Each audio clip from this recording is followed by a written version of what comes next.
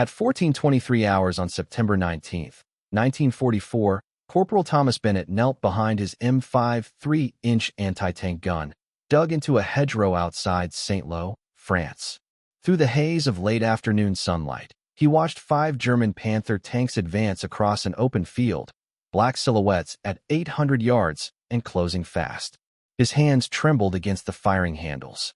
The crew had been in position for over 6 hours. They'd watched those Panthers maneuver all morning, crawling through the shallow basin like predators staying just below the grass line. And now they were coming. Bennett knew the gun was capable. The M5 was accurate, reliable, and deadly, on paper. It could punch through 3 inches of armor at 1,000 yards when fired within its prescribed limits. Those limits were etched into every field manual. No more than 15 degrees of elevation, no less than -5 degrees of depression. Stay within those numbers, and the recoil system held together. Exceed them, and the gun turned into a pipe bomb with a trigger. The terrain made everything worse. Their gun sat 12 feet above the field, perched on a natural rise hidden by the thick Normandy brush. The Panthers, meanwhile, moved through a gentle depression in the earth. From Bennett's angle, all he could see was the curve of their turrets and the occasional glint off a commander's cupola. To follow protocol meant waiting. Waiting until the Panthers crested the rise, exposed their hulls, and walked straight into a frontal shot. It also meant suicide. Bennett had seen what happened to gun crews who waited. In North Africa, he'd watched a friend take too long with a textbook shot. A Panzer IV blew his emplacement apart before the gun even fired. Since then, Bennett had fired at tanks 23 times. Hit 17. He wasn't guessing anymore. He understood angles better than most officers. And he knew exactly what was about to happen. In 8 minutes, those Panthers would climb out of the depression and be within 300 yards. At that range, they'd spot his muzzle flash. At that range, one shot from a Panther's 75 millimeters would vaporize his position. Lieutenant James Walsh was crouched just behind the shield, scanning with binoculars. 24 years old, fresh from OCS. 8 weeks in France. He had read the manual cover to cover, believed in procedure. He told Bennett to wait. Let them close. Wait for the shot. Bennett didn't argue. He just stared down the gun sights and made his decision. If he wanted a shot now, before the Panthers broke the ridgeline, he'd need to break every rule in the book. Elevate the M5 to 32 degrees, more than double the safe limit. Fire at a high arc, drop the shell down from above, straight through the Panther's turret roof. That top armor was only 40 millimeters thick. If he could score a plunging hit, the shell would punch through clean. But 32 degrees meant catastrophic stress on the recoil mechanism.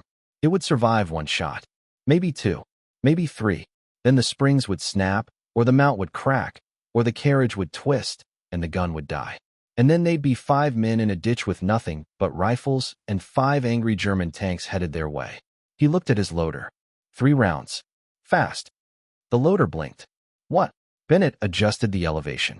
The angle looked absurd. It pointed almost into the sky. I said load it. Walsh was still speaking when Bennett ignored him.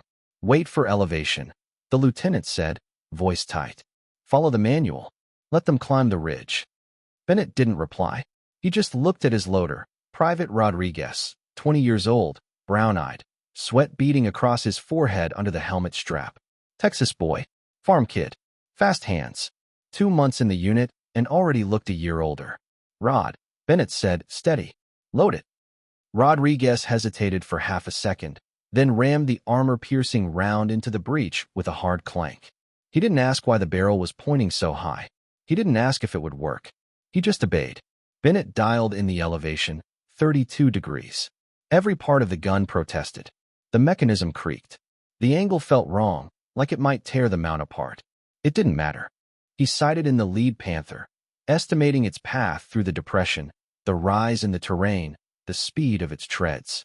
The high-angle trajectory would mean a 3-second flight time, long enough for the Panther to move 5 feet. He adjusted. Fire. The M5 roared. The entire gun rocked backward on its carriage. The recoil springs groaned like they might snap. The muzzle blast ripped a chunk of the hedgerow to shreds. Bennett and Rodriguez ducked instinctively, eyes burning from smoke and dust. They watched the field. 3 seconds later, the first Panther exploded. Not from the front. From the top, the shell had arced down from above, pierced the thin 40mm turret roof like a hot nail through plywood. The turret erupted in a column of fire, the hatch blown skyward, flames licking out like a torch. Rodriguez was already shoving another round into the breach. Walsh shouted something behind them. Bennett didn't hear. He was focused. The second shot arced into the sky. Boom. A second Panther halted mid-turn, smoke gouting from the turret ring. Crew bailed out. One man rolling down the tank's sloped hull, screaming. Third shot. Elevation adjusted 3 degrees down. Third Panther hit while reversing. The round punched through the engine deck. A white-hot explosion lifted the rear of the tank off the ground. Fire rolled out beneath the tracks. 3 shots. 3 kills. 90 seconds. The remaining Panthers froze. They hadn't seen the gun, had no idea where the shots were coming from. One of them began to back up. The other pivoted hard to its right, trying to reposition. The crew was panicking. But Bennett wasn't finished. He loaded a 4th round. The recoil springs were hissing now, trembling with every motion. Brace, he warned. The gun fired again. Sparks flew off the mounting bolts. The 4th shell missed, but just barely. It landed 10 feet short of the 4th Panther and blew a crater into the mud, showering it with debris. The 5th shot landed true, straight through the commander's hatch. That Panther stopped moving. 4 tanks destroyed. 1 retreating. Bennett finally stepped back from the sights, sweat running into his collar, hands burning from the heat of the controls. Rodriguez was crouched low, looking stunned. Lieutenant Walsh said nothing. He didn't have to. What Bennett had just done, firing an anti-tank gun at double its rated elevation, using plunging fire to kill heavy armor from above, was against every field regulation the U.S. Army had. It broke gunnery doctrine, voided maintenance protocols, and risked destroying a $10,000 gun after every shot. But it worked. And in that moment, as 4 Panthers burned in a French field, everything about how American anti-tank gunners engaged German armor began to change. The M5's recoil system was never meant for this. 32 degrees elevation. That was artillery territory, not anti-tank doctrine. Every field manual said the same thing. Engage tanks at low angles, level terrain, frontal arc. The math behind the gun's design assumed targets 0 to 8 feet above or below the gun line. What it didn't account for, what the engineers in Aberdeen never factored, was a 20-foot vertical differential in a battlefield full of Norman hedgerows, ancient ditches, and sunken roads. But that's what Bennett was looking at. From his dug-in position outside St. Lo, the M5 sat 12 feet above the field. The 5 Panthers were rolling through a low drainage basin, 8 feet below ground level. The effective angle difference was brutal. If he waited for them to climb up, waited for the clear, level, regulation-approved shot, it would be too late. The moment they crested the lip, they'd spot the muzzle, calculate range, and fire. The Panther's 75mm gun could punch through sandbags, gun shield, and gun crew in seconds. One flash from their commander's cupola, and his crew would be dead. And there was no way out. Shoot and scoot? Not here. This wasn't Tunisia. This wasn't a flat desert with endless fallback space. This was France. Tight roads, tangled hedgerows, muddy embankments that chewed truck tires like teeth. Bennett's M5 gun was dug into position, camouflaged, sandbagged, the legs staked into earth. Moving it meant unbolting the stabilizers, dragging it with a half-track or a jeep, if they had one, if it started, if they weren't under fire. Best case scenario, 2 minutes to relocate. The Panthers could cover 300 yards in that time, fire 6 to 8 rounds, and obliterate everything around them. So no, there was no scoot. Only shoot. And the only way to shoot was to violate every principle he'd ever been taught. High arc fire against armor. Plunging shots that dropped steel onto the weakest part of the tank, the roof. Thin plating, barely 40mm thick, unsloped, vulnerable. But the gun wasn't built for it. The M5's hydraulic recoil system was rated for flat shots. The barrel mount could fracture under high elevation recoil. The springs could overcompress, jam the breech, or worse, snap, turning the gun into a coffin. One shot might survive. Maybe 2. Maybe 3. But eventually, something would give. Still, Bennett chose the shot. Because if he didn't, the next round fired in that field would be from a Panther's main gun, and it would land in his chest. So he went high. 32 degrees. The barrel practically stared at the sky. Walsh was still yelling doctrine behind him, but Bennett wasn't listening. He was doing trigonometry in his head, calculating descent angle, estimating time on target, betting his life on a physics problem the Army had never asked him to solve. Because the Army hadn't seen this field. He had. And what he saw wasn't a textbook, it was a death trap. Target the roof. Thin top armor. 40 millimeters, maybe less if angled right. Use gravity. Use angle. Use the sky as a weapon. That was the idea. Drop the shell onto the Panther, not into it. Let the shell do what it was designed to do. Penetrate. But let physics do what doctrine wouldn't allow. Even the odds. Behind him, Lieutenant Walsh was pacing, his boots crunching over the camouflage netting, his voice tight, clipped, terrified. Bring it down, Bennett. That elevation's too high. The springs won't hold. You'll destroy the goddamn gun. Walsh wasn't wrong, but he wasn't right either. He knew exactly what they were facing. He'd read the reports. Panther frontal kills under 500 yards. American gunners getting wiped after their second shot. A coin flip with death. Walsh didn't want to die. He just didn't want to get court-martialed before dying. There was fear in his voice, not cowardice, but fear of doing the wrong thing and surviving it. And Bennett understood that. But he also knew something else. If they followed procedure, they'd die by the book. So he ignored the lieutenant, kept the gun elevated. 32 degrees. Rodriguez was already feeding the shell in. Armor piercing, 15. 5 pounds of hardened steel. APTM 62 round. Nose painted black with a white tip. Standard issue. Capable of 3 inches of penetration at 1,000 yards, on a flat trajectory. But this wasn't flat. This was steep, plunging, improvised. Clear. Bennett took a deep breath, steadied the sight. The lead Panther was 620 yards out, still creeping through the basin. Exposed turret roof. Hatch open. Commander visible for a fraction of a second. The muzzle brake glinted in the sun. He squeezed the trigger. The gun cracked like thunder. Recoil slammed backward. The entire frame lurched. Metal groaned. Sandbags jumped. Walsh flinched. Rodriguez ducked. The shell screamed into the sky. 2 seconds. Then a metallic flash. Top hit. Direct. It struck just behind the turret ring. A jet of smoke punched through the Panther's command hatch. Flash fire. No secondary explosion. But the tank stopped moving. Dead. Bennett didn't smile. Didn't cheer. He just grabbed the next shell. His hands had stopped shaking. He'd made peace with the risk. With the chance that the next shot might destroy the gun.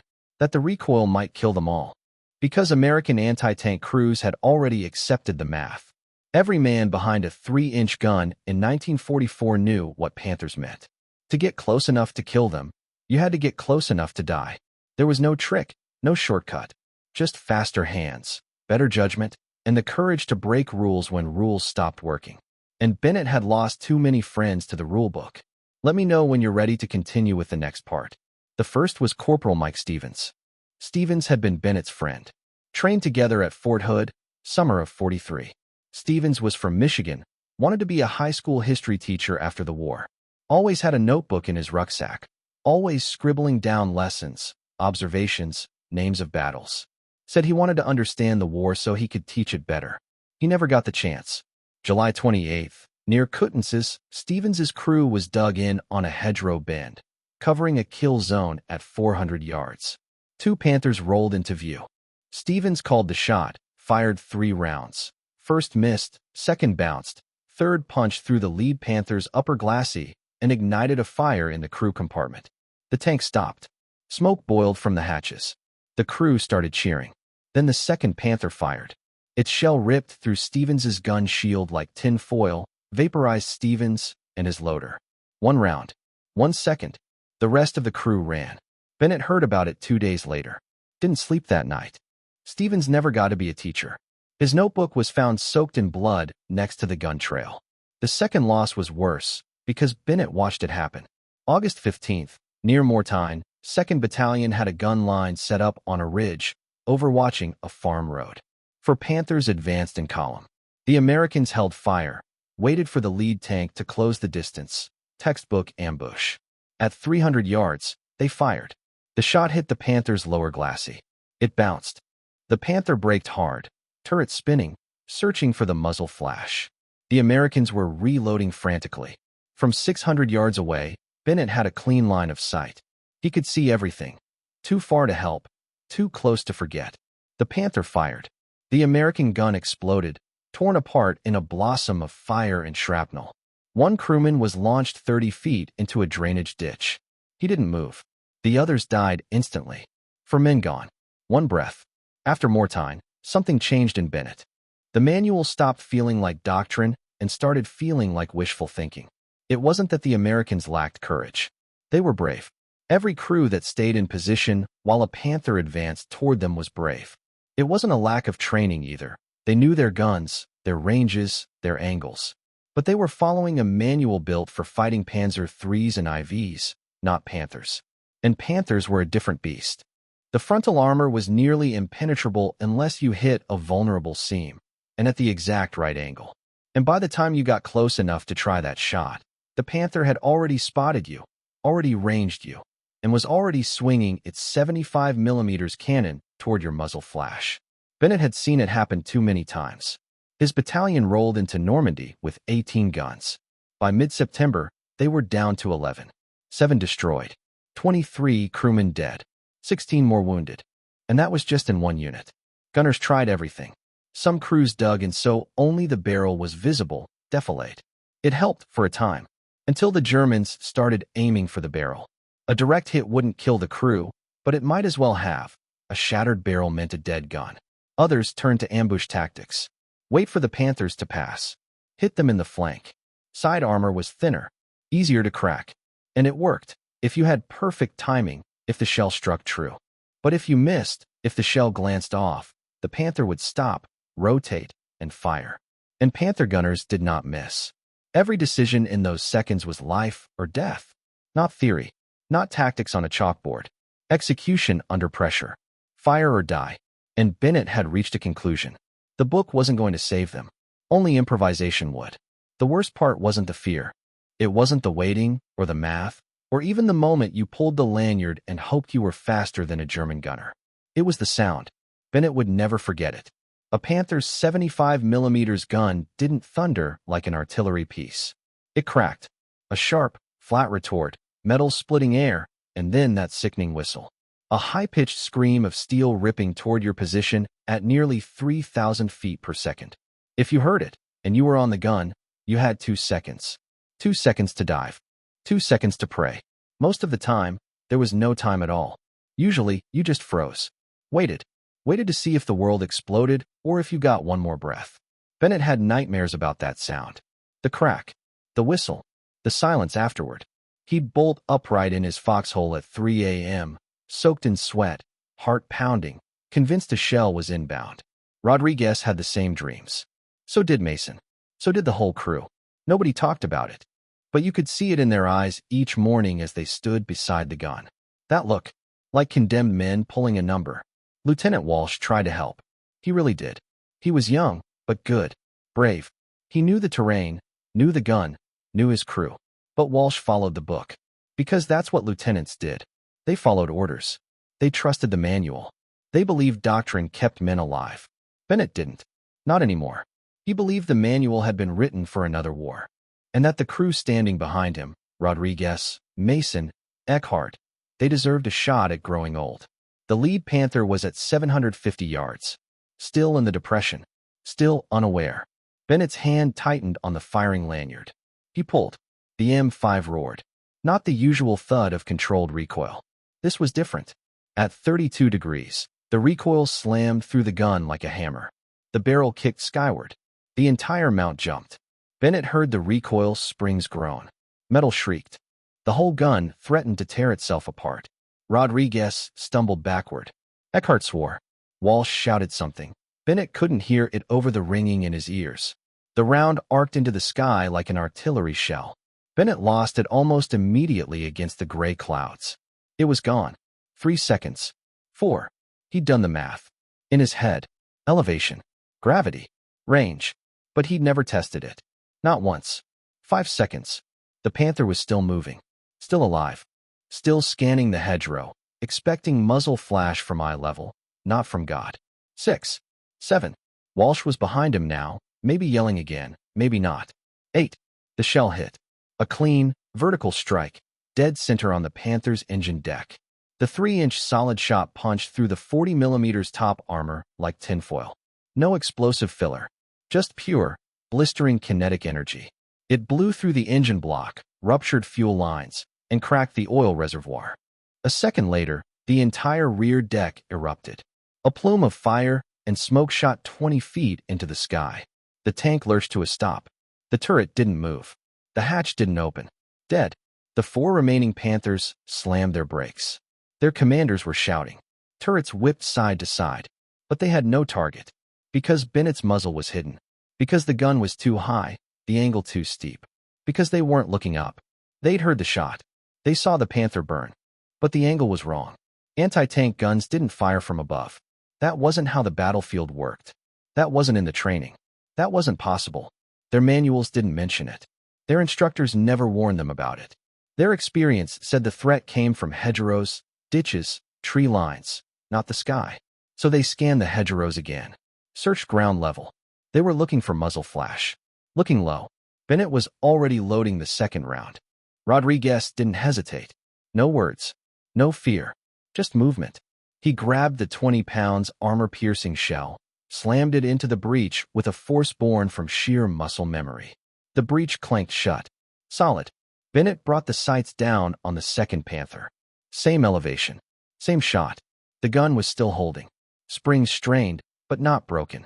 Mount groaning, but intact. He pulled the trigger. Second shot. Same scream of recoil. Same skyward arc. This time, Bennett counted. 1, 2, 3. The Panther was still rolling forward. 6, 7, 8. Impact. The round came down almost vertical, dead center on the turret roof. 25mm of armor. The thinnest on the entire tank. The shell didn't even slow down.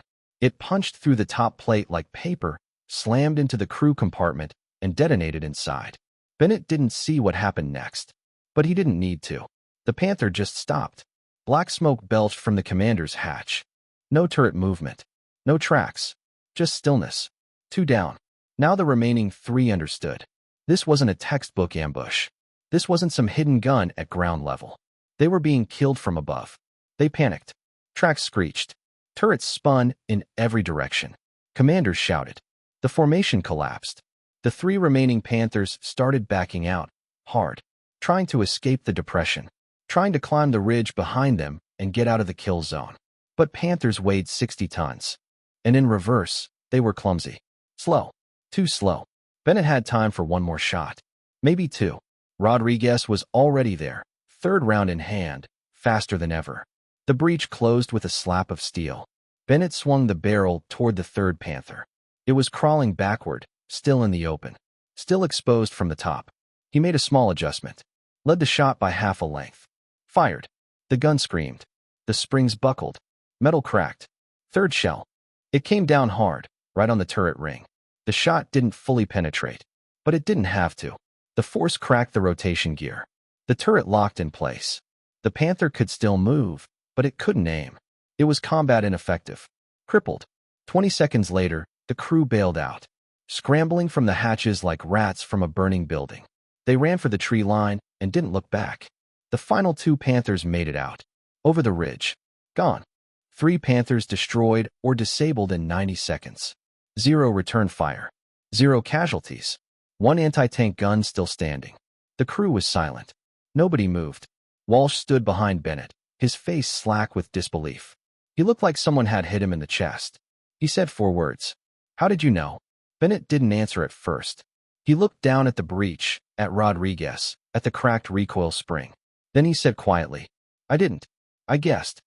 He'd calculated, estimated, trusted the math. But until that first shell hit, he hadn't known.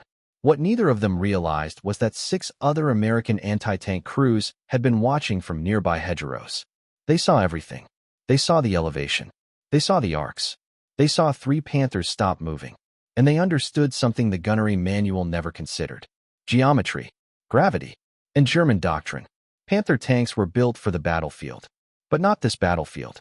Their designers had planned for flat ground. They'd engineered for threats they understood. Frontal engagements, side ambushes, artillery barrages. They never expected a shell to fall out of the sky. The math didn't lie. 80 millimeters on the glacis, 60 millimeters on the turret front, 50 millimeters on the hull sides. All sloped, all angled, all calculated. But on top, 40, 25, flat. The thinnest steel on the tank, just enough to stop shrapnel, not a 3-inch armor-piercing round coming in at a steep angle and terminal velocity. That was the problem, and that was the breakthrough. Bennett's shell hadn't come in horizontally. It had climbed, peaked around 200 feet, then dropped like a hammer. Gravity did the work. What started as a 20-pound steel dart moving 2,800 feet per second was now a guided meteor. All that mass, all that velocity, focused on a point the size of a fist, striking a surface designed for fragments, not force. The result? Catastrophic. The top deck of the Panther wasn't sloped. No ricochet angles. No deflection geometry. Just flat armor and straight-down death. The German engineers hadn't calculated for that, because no one was supposed to shoot like that. The gun manual said 15 degrees max. Beyond that, recoil became unstable. Recoil forces tripled. Every component, springs, barrel mounts, traverse bolts, was strained to its limit. Bennett was at 32 degrees. Twice the safety limit. Twice the force. Every time he fired, the gun screamed. The recoil mechanism bent against steel that didn't want to bend. The frame shuddered like a wounded animal. Each shot was a coin flip. 3 more rounds. 10. 1. Eventually, something would break. And when it did, they'd be sitting ducks. But Bennett fired anyway. Because the risk was worth it. Because nothing else worked. Because shooting from above solved everything the manual hadn't. It wasn't just penetration power. It was angle of impact. When you fired at a Panther from ground level, your shell hit sloped armor. Even if you had the energy, the angle could deflect the round. But from above, no slope, no tricks, just flat steel waiting to be punched. German tankers weren't ready for it. They weren't trained for it. Their doctrine assumed anti-tank fire came from ground level. Maybe slightly elevated, 10 degrees, 15 degrees, max. That's where they scanned. That's where they looked for muzzle flashes. That's where they expected the threat. When shells started dropping, not arcing like artillery, but falling fast, precise, deadly, they didn't know what they were facing. Some Panther commanders thought it was airburst artillery. Some thought they were caught in a precision mortar trap. But artillery didn't do this. Artillery didn't punch through turret roofs one at a time. Artillery didn't disable 3 tanks in 90 seconds. And by the time they realized it was a direct fire at gun at an impossible angle, it was too late. They were already dying. The M5 shouldn't have been able to do it. But it did. Because of one thing no engineer, no officer, no manual had accounted for. A gunner willing to break the rules. Jimmy Kowalski had never fired a shot in anger. He was a replacement, fresh from stateside training, thrown into France 2 weeks earlier. He knew how to load a 3-inch shell, knew the drill. Grip, lift, ram, step clear. But he'd never done it for real. Never under fire. Never when it mattered. When Staff Sergeant Parker told the crew they were going to try a 32 degrees elevation shot, Kowalski looked at him like he was insane. "This'll snap the gun in half," the gunner muttered. Parker just nodded. "Maybe. But if we wait for those Panthers to get close, they'll do it for us." The decision was made. They repositioned the M5 to face a saddle between 2 hills. Parker estimated the Panthers would come through that pass sometime in the afternoon. Sure enough, at 1,437 hours on September 21st, 3 Panthers appeared, moving in column, silhouetted perfectly against the far slope. Range, 780 yards. They were moving fast, trying to close the distance. Parker gave the order. Kowalski loaded the first round. Parker sighted. Elevation, 32 degrees. He held his breath and fired. The gun kicked like it had been hit by a truck. The recoil mount lifted 6 inches off the earth, slammed back down. The crew ducked instinctively, but the gun held. 8 seconds later, the lead Panther exploded. Hit directly on the turret roof, the shell punched through the cupola, killed the commander instantly, ignited a fire in the crew compartment. The tank stopped mid-stride. The column stalled. The second Panther tried to maneuver around it, turning its turret toward Parker's position. Second round. Same elevation. Same shot. Hit. The round came down on the engine deck, just behind the turret ring. Flames erupted. Hatches blew open. The crew bailed out and ran. The third Panther reversed hard, but it was too late. Parker's crew already had the third shell loaded. Direct hit. Not a kill shot. The shell struck the turret side, but it was enough to damage the traverse. The Panther couldn't aim. The crew abandoned it within a minute. 3 shots. 2 kills. 1 crippled. Kowalski just stood there, mouth open, hands shaking. He'd loaded 3 rounds. His first 3 in combat. He hadn't even seen the impacts. The recoil had nearly knocked him over each time. He turned to Parker and said, "We're not supposed to do that, are we?" Parker shook his head. "Nope. But now we're doing it anyway." Kowalski asked the question quietly, like he wasn't sure if it was okay to speak. "Will the gun hold?" Parker didn't hesitate. "Maybe. Maybe not. But I know what doesn't work, and we've been doing that for 2 months." He didn't have to say what that was. Every man on the crew knew. The standard method. The manual. Doctrine. 3 gun crews in Charlie Company had followed it. Now all 3 were gone. On September 21st, Parker's crew went hot again. This time near Ver, in the hills east of town. They were set up in a vineyard, the gun's position elevated just enough above a winding dirt road. 4 Panthers came into view. Parker didn't hesitate. He elevated to 30 degrees, called for an armor-piercing round. Kowalski didn't even flinch this time. Loaded the shell smooth, fast, muscle memory now. The first shot hit the lead Panther directly on the turret roof. Flat steel, only 25 millimeters thick. The shell hit like a sledgehammer. Smoke burst from every hatch. The crew never got out. 3 more shots followed in the next 90 seconds. 2 more hits. 1 kill. 1 crippled. The 4th Panther reversed hard, dropped smoke, and vanished. Parker's gun held. Just barely. The mount was groaning. One of the recoil braces was cracked. But the weapon still worked. Kowalski's hands were shaking, not from fear, but adrenaline. He stared at the gun like it was alive. Like it had survived sheerly out of spite. That evening, behind the maintenance depot, Parker called a quiet meeting.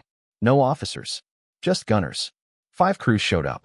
They circled in the dirt, lit cigarettes with cupped hands, listened while Parker picked up a stick and started drawing. He sketched the angles. 32 degrees for open ground. 28 degrees if the Panthers were closer. Don't push it past 35, your mount won't take it. He marked where to aim. Turret roofs, engine decks, turret rings. One gunner, a corporal from 1st Platoon, asked what would happen if an officer caught them. Parker didn't blink. "Then I'll take the heat. But if it's a choice between court-martial and body bags, I'll take the trial." By the end of September, the technique had quietly spread across the battalion. 3rd Battalion picked it up next. Then parts of 1st. By October, at least 25 anti-tank crews were using the high-angle method. No official orders. No field memos. Just gunners teaching gunners. Like old mechanics sharing tricks in a garage. They kept it quiet. Didn't mention it near lieutenants who might shut it down. Didn't write it in logbooks. Didn't file it in after-action reports. They showed each other the math, eyeballed trajectory arcs when no one was watching, practiced elevation shifts during cleaning drills. And when the Panthers came, they used it. The results were impossible to ignore. In August, 2nd Battalion lost 7 anti-tank guns to Panthers. In September, they lost 2. Kill ratios flipped. Some engagements showed better than 2:1 in favor of American gunners. Division headquarters noticed. The numbers looked good. They assumed the change came from better tactics, better coordination, maybe new training protocols. Nobody told them it was because crews were abusing their guns, elevating past the manual's limits, aiming for the sky, and trusting gravity to do the killing. Of course, the high-angle method had limitations. It only worked with elevation advantage, if the gun was above the target. Flat ground? No good. Panthers on a ridge? Forget it. You had to fall back to standard doctrine. Risk the close-range shot. Roll the dice. Aiming was also harder. At high elevation, you couldn't track the shell. You fired blind, calculated range, estimated drop, and guessed. The first few times, it was always guesswork. But experience changed that. By the 10th shot, the angle wasn't guesswork anymore. It was instinct. Recoil stress was the other problem. Every high-angle shot took a toll. Bennett's gun lasted 18 shots. On the 19th, the left recoil spring snapped. It sounded like a rifle shot inside the breech. The whole mount buckled. The gun was done. But Bennett's crew was still alive. And that's all he'd ever cared about. Parker's gun lasted 22 shots. On the 23rd, the right recoil spring gave out. It didn't shatter, it sagged. The steel had overheated from repeated stress, lost its temper. The mount groaned. The breech wouldn't reset. Another gun in 3rd Battalion broke after 7. The crew said it sounded like the entire mount had snapped in half. It hadn't, but it was close. The springs were the weak point.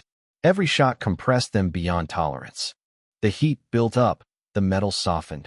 Then came the pop, like a bone snapping behind your ears. When that happened, the gun was done. Out of action until a maintenance crew could replace the spring. That took 6 to 8 hours, assuming you had parts. Sometimes longer, sometimes days. But it was a trade every crew was willing to make. Because even with those limitations, the high-angle technique did something the standard method couldn't. It kept gunners alive. Crews using plunging fire were surviving engagements that would have killed them a month earlier. They were killing Panthers from outside their effective return range. They were hitting armor-weak points the Germans didn't even train to defend. And they were doing it with no orders. No authorization. No permission higher than a corporal with nothing left to lose. By late September, the Germans noticed. Panther crews from 5th Panzer Army started filing strange reports. Shell-impacted turret roof, direct penetration. Crew lost. Engine deck destroyed. No artillery observed. Impact from above. Unknown weapon system. Suspect airburst, but blast pattern inconsistent. At first, German commanders dismissed it. They assumed it was artillery. Airburst shrapnel. Random luck. But artillery didn't punch through a Panther's turret roof. It didn't hit single tanks, dead center, 3 times in one engagement. Something else was happening. By October, the pattern was undeniable. Direct-fire American anti-tank guns were engaging at angles German doctrine said were impossible. Shells were falling, not flying. Top armor was being destroyed. And not just once. Repeatedly. With precision. The Germans called it plunging fire. They'd seen it before, but only from artillery. Never from an M5. Never from a line-of-sight weapon. Never from gunners staring down their barrels and arcing shells into the sky. German intelligence scrambled. They thought it had to be a new weapon system. Some kind of improvised howitzer, or maybe a secret U.S. development project. A new gun with increased elevation control. But recon flights showed nothing new. Just the same M5 3-inch guns, dug into the hedgerows, same as always. Nothing had changed, except how the Americans were using them. German tank commanders began to adapt. Some avoided low ground entirely. They refused to drive into depressions, avoided riverbeds, bypassed valleys. If they had to move through a low area, they did it fast, pedal down, no halts, no exposure. They hugged ridgelines, dug in on elevated positions. If American gunners couldn't get above them, plunging fire didn't work. That helped, but it made German movements predictable, limited. American gunners started to read the terrain, guess their routes, set up an ambush. Some Panther commanders tried the opposite approach. Aggression. They ordered fast charges, Overwatch sprints. Rush the American guns before the first high-angle shot could land. Try to close the distance, bring their own guns to bear before the Americans got a second round off. Sometimes it worked. More often, it didn't. Because the gunners were adapting too. They started firing earlier, before Panthers reached textbook range. Started aiming at moving targets, adjusting elevation by instinct. Some began preloading shells with trajectory presets. 850 yards, 30 degrees, 0 wind. The crew drills changed. Load. Sight. Arc fire. Repeat. They stopped counting shots, because they knew the gun would break eventually. But by the time it did, the enemy was already burning. That worked sometimes, but it exposed the Panthers during their approach. And it only took one well-placed high-angle shot to stop a 60-ton tank permanently. The worst part for the German crews wasn't the kill rate. It was the doubt. Panther tankers had once felt invulnerable from the front. They knew their armor, 80 millimeters sloped, hardened steel, could stop most American shells. They knew U.S. anti-tank crews had to get dangerously close to hurt them. That confidence was gone now. Shells were falling from the sky, not glancing off sloped armor, but driving through flat decks and turret roofs, into engines and crew compartments. Places no one had ever trained to protect. Suddenly, no angle was safe. Panther commanders started spending more time scanning uphill, checking tree lines and hedgerows above them. Not forward, not ahead, not where tanks are supposed to look. Their vision was fragmented now, their field of fire divided. Half the time looking for infantry. The other half, looking for ghost gunners arcing shells out of nowhere. The threat was changing how they fought, and not for the better.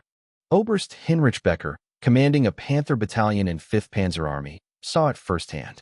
Between September 25th and October 5th, Becker lost 8 Panthers to plunging fire. Top-deck penetrations. Turret roof strikes. One hit a command tank through the rear deck, killing everyone inside.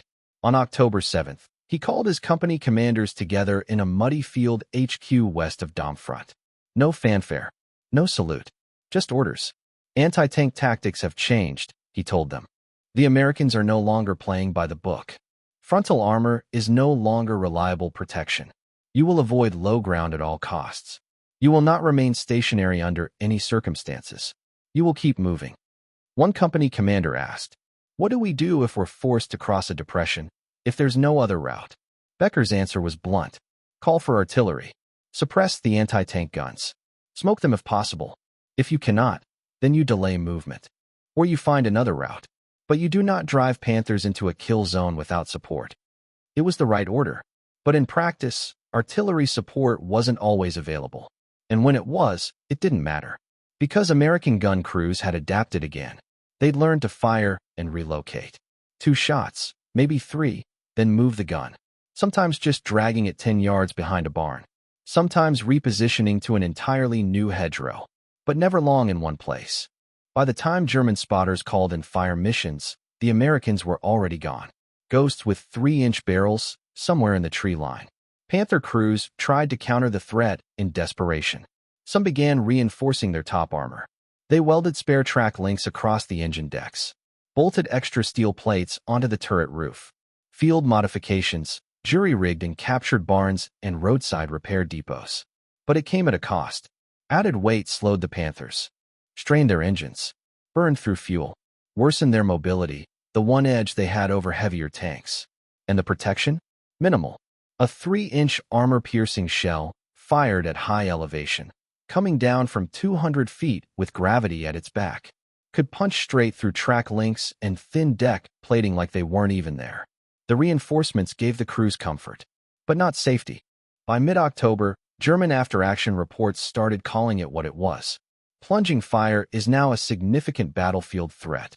Some reports estimated that 30 to 40 Panthers had been lost to high-angle at fire in 6 weeks. That was 10% of 5th Panzer Army's Panther strength. Not catastrophic, but enough to matter.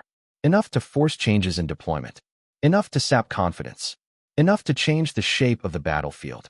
Because the fundamental problem for German tankers was this. They couldn't kill what they couldn't see. They couldn't predict what didn't follow the rules. And the Americans had stopped playing by the rules. Panthers started avoiding valleys and riverbeds. Started treating every hill as a threat. Every barn roof. Every church spire. Every hedgerow. They started firing blind. Shells and MG bursts into terrain they thought might be hiding a gun. They started burning through ammo on guesses. And every time they paused to scan the ridgeline, they weren't looking forward. That's where the war was shifting. Not in tanks or guns, but in fear, in angles, in what men believed would keep them alive.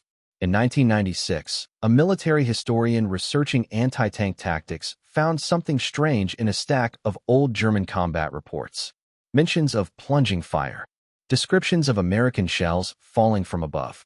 Panthers destroyed by hits to the turret roof and engine deck. It didn't match any known doctrine. The historian started digging. Cross-referenced the German accounts with American after-action reports. Some of them mentioned unusual engagement geometry.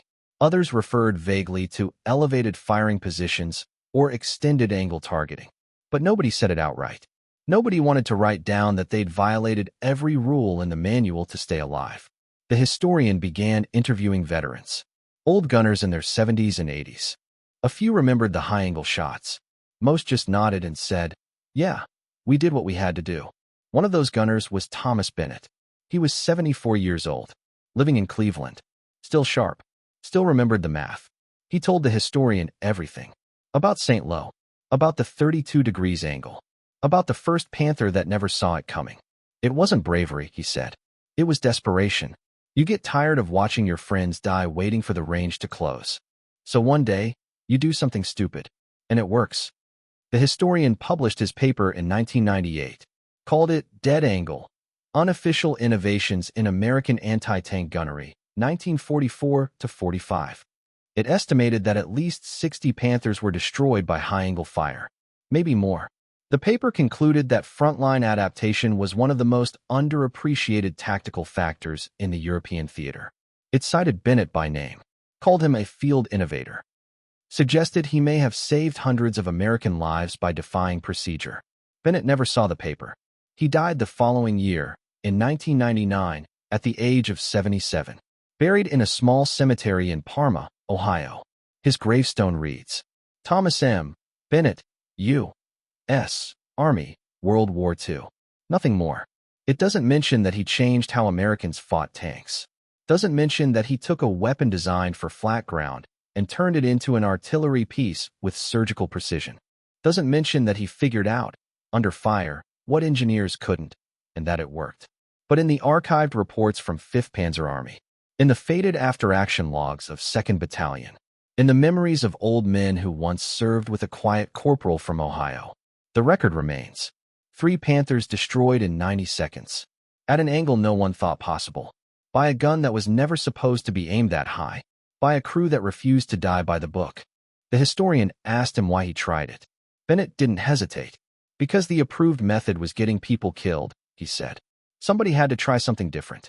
The historian later estimated that high-angle anti-tank fire accounted for 8 to 12% of Panther tank losses in Western Europe between September 1944 and April 1945. That translated to 60 to 80 German tanks destroyed using a method that wasn't supposed to work. In battalions that adopted the technique, American crew survival rates improved. By conservative estimates, 40 to 60 lives were saved because of what Bennett had discovered in a hedgerow outside St. Lo. What he figured out didn't just matter in 1944. It shaped everything that came after. Modern anti-tank weapons, like the FGM-148 Javelin, strike from above, targeting the same weak point Bennett identified, the top armor. These missiles launch skyward, arc high, then plunge straight down into the vulnerable engine decks and turret roofs of modern tanks. The guidance system is new. The warheads are smarter. But the underlying principle? It's exactly the same. Use gravity. Hit from above. Kill the tank. Thomas Bennett died in 2009 at the age of 87. He was buried at Ohio Western Reserve National Cemetery. His obituary mentioned his service in World War II as an anti-tank gunner. It did not say that he changed the way American forces fought armored warfare. It did not say that he helped develop a method that echoed through Korea, Vietnam, Iraq, and beyond. It did not say that a scared corporal from Ohio solved one of the deadliest puzzles of World War II with nothing but geometry and guts. Today, his old M5 gun sits in the Fort Sill Artillery Museum in Oklahoma.